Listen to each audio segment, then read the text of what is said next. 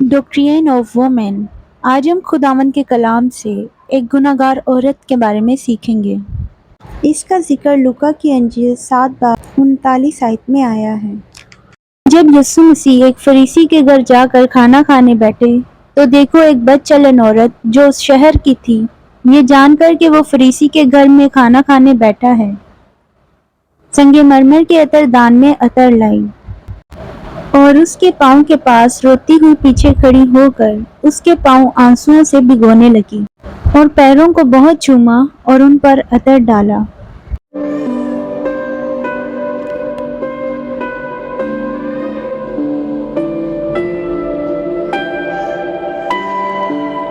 اور اپنے سر کے بالوں سے ان کو پہنچا۔ اس کی دعوت کرنے والا فریسی یہ دیکھ کر اپنے جی میں کہنے لگا کہ اگر یہ شخص نبی ہوتا تو جانتا کہ جو اسے چھوتی ہے وہ کون اور کیسی عورت ہے، کیونکہ بد چلن ہے۔ مسیح یسوع نے اپنے جی میں جان کر اسے جواب میں کہا، اے شمعون، میں تجھ سے کچھ کہنا چاہتا ہوں۔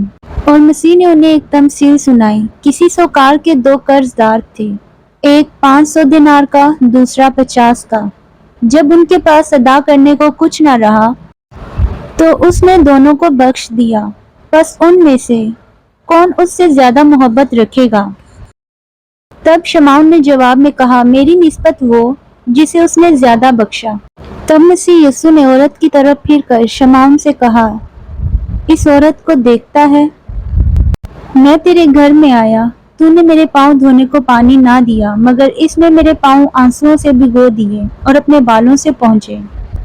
تو نے مجھے بوسہ نہ دیا، مگر اس نے جب سے میں آیا ہوں میرے پاؤں چومنا نہ چھوڑا۔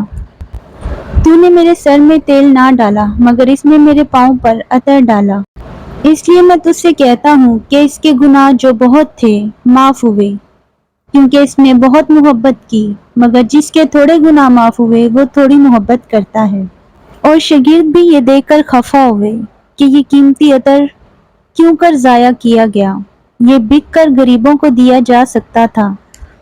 تب مسیح یسوع نے ان سے کہا، تم اس عورت کو کیوں دگ کرتے ہو؟ اس نے میرے ساتھ بھلائی کی ہے، کیونکہ غریب غربا تو ہمیشہ تمہارے پاس ہیں، اور اس نے تو میرے دفن کی تیاری کے لیے یہ عطر میرے بدن پر ڈالا۔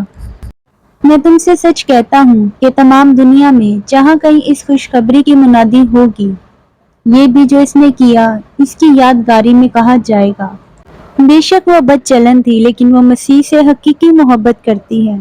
اس نے اپنا قیمتی عطر مسیح کے پیروں پر انڈیل دیا۔ کاش کہ ہمارا بھی مال اور دولت خدا کی خدمت کرنے میں استعمال ہو سکے۔ عطر کی قیمت 300 دینار تھی۔ متی کی انجیل اس کے 21 باب اور 31 سے 32 آیت میں یوں لکھا ہے، یسوع نے ان سے کہا، میں تم سے سچ کہتا ہوں کہ مصول لینے والے اور کسبیاں تم سے پہلے خداوند کی بادشاہت میں داخل ہوتی ہیں۔ کیونکہ مصول لینے والوں اور کسبیوں نے مسیح یسوع کا یقین کیا۔ آج ہمیں اپنی زندگی میں غور کرنے کی ضرورت ہے۔ ہمیں مسیح یسوع کے قریب آنے کی ضرورت ہے، ایسا نہ ہو کہ ہم اس کی بادشاہت سے بے دخل ہو جائیں۔